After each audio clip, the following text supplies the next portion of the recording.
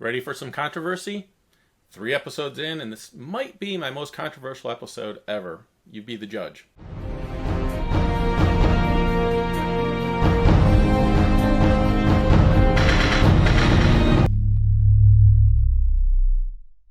Welcome to Star Joes. I'm your host Ryan, and today we're going to be covering Revolution M.A.S.K Mobile Armored Strike Command #1 by IDW. And for those of you who don't know what M.A.S.K is, well, like I said, M.A.S.K stands for Mobile Armored Strike Command. That's right, command with a K. Was interesting in the 80s. So what M.A.S.K was M.A.S.K was a toy line from the 80s that kind of took the best of two of the most popular toy lines out there at that time. You had G.I. Joe, and what M.A.S.K did was took the idea of having a specialty unit out there that fought against an enemy. And then you had Transformers, which was a line of toys where vehicles transformed into robots. And what M.A.S.K did was they took vehicles that transformed into other vehicles. And those vehicles changed into more like militaristic type vehicles, ones that you could do battle with. IDW has done an amazing job when it's come to a lot of licensed properties being turned into comic books, and I was really hoping that M.A.S.K was going to be no exception. And I can actually say that they did a pretty amazing job on this title as well. And let's just talk about the elephant in the middle of the room right from the beginning. There was a big change when it came to one of the main characters, Matt Trakker. Now, since the 80s, Matt Trakker was a white blonde-haired guy. And what IDW did was they changed it to like a younger black male character. Now, I'm all for diversity in characters. I absolutely loved it when Miles Morales came to this Earth 616 universe, and I would have been totally fine if he had been the only Spider-Man. I loved seeing Jane Foster being the new Thor. I really love it when we kind of see these growth of characters. This really has to do with changing the character. And I'm not going to say that changing who Matt Trakker was for this comic changed my enjoyment of the comic or the story that they're telling. It didn't. But again, when you change a character just for the sake of changing it, it doesn't make a lot of sense, especially with a property that already had a lot of diverse characters in it. In fact, a couple of those diverse characters of Hondo McClane and Bruce Sato don't even appear in this comic issue. So you take out some of your more diverse characters from this property, don't even show them, and then you change already established characters to bring in some diversity. Now, to get into the writing and the art of this particular one-shot, it does tie into the Revolution series, which you're going to be hearing me talk about a lot in the upcoming videos. There's just been a lot of new launches or a lot of relaunches that are going to be happening for IDW when it comes to this Revolution series. And I honestly could not be happier about that because it's really tying these universes together. I'll admit I was pretty skeptical of that happening when I first heard about this launch occurring. But now that I've been reading it, it's actually being done really well, and you're not taking anything away from the core of these characters. The one I was most concerned about was this issue when it came to M.A.S.K. Now, the writer on this is Brandon Easton, and the artist is Tony Vargas. And I have to say that both of them did an exceptional job when it came to this comic. Brandon Easton has written a very compelling story, has really developed these characters. He's slowly growing them as characters and slowly growing them as a team. I did have one issue with the comic, and it's the one thing that kept this comic from being my highest rating it could be. I'm not going to talk about it right now because it is a bit of a spoiler, so I'm going to save it for the end of this video.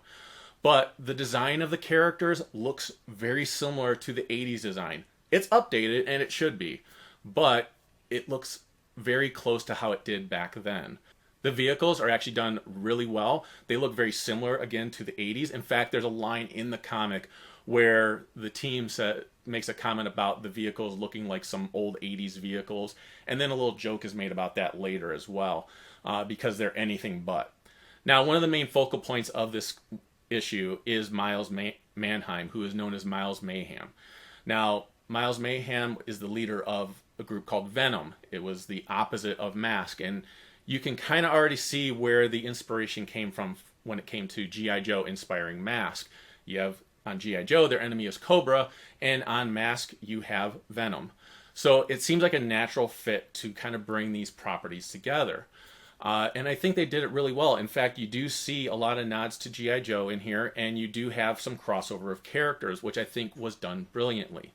The art by Tony Vargas is absolutely stunning. I love it immensely. I think it's exactly what I would want from the comic series. It's not stylized in any way. which can sometimes be a danger with these properties. Sometimes we get a very stylized artist, and it kind of detracts some people from wanting to read the comic or even look at it. This is a very detailed, impressive art that we're seeing from Tony Vargas, and I'm so glad that he's going to be the artist on the ongoing series. I hope he stays with it for a very long time. Now, when it comes to the rating on this comic, I am going to give it the Honor of Grayskull rating. Like I said, there was something at the end of the issue that took me out of the story a little bit. It just didn't make sense for me. Now, maybe it'll mean something later on. Maybe it's all part of some ingenious plot. And if that's the case, then I got to give props to Brandon Easton. Now getting into the spoiler. When I'm talking about this issue, like I said, there was something at the end that took me out of the story a little bit. And maybe Brandon Easton has a reason for doing this that he's going to show in the main ongoing series. But with this being a one-shot, it really makes you question as to what was going on. So I'm giving you the spoiler warning right now.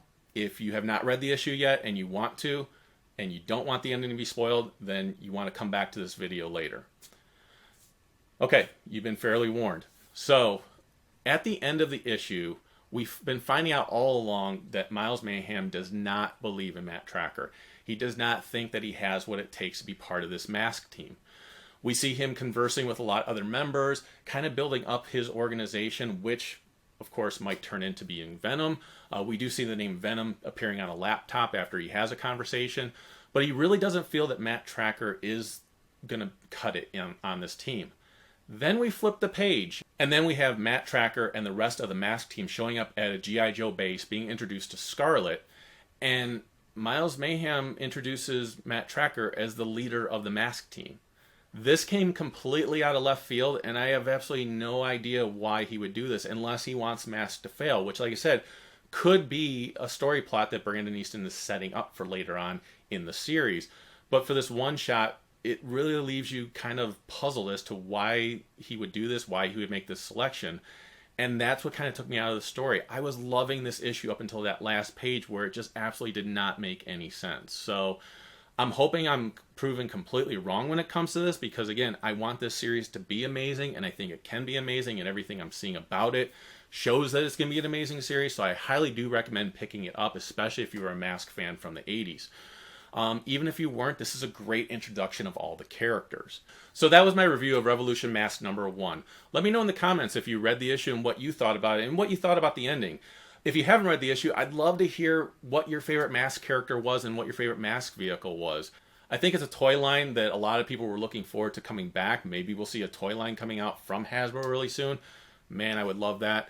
And yeah, just let me know what you thought. So if you like this video, please click that like button and please subscribe to the channel. I have a lot more comic reviews coming up for you. There's a lot more going on with new titles coming out, new storylines developing, and I can't wait to share them with you. Please let me know what you think of these videos in the comments, and please share this with anyone that you think would enjoy it. I really appreciate that. And remember, the Force will be with you, because knowing us is half the battle. Take care, guys.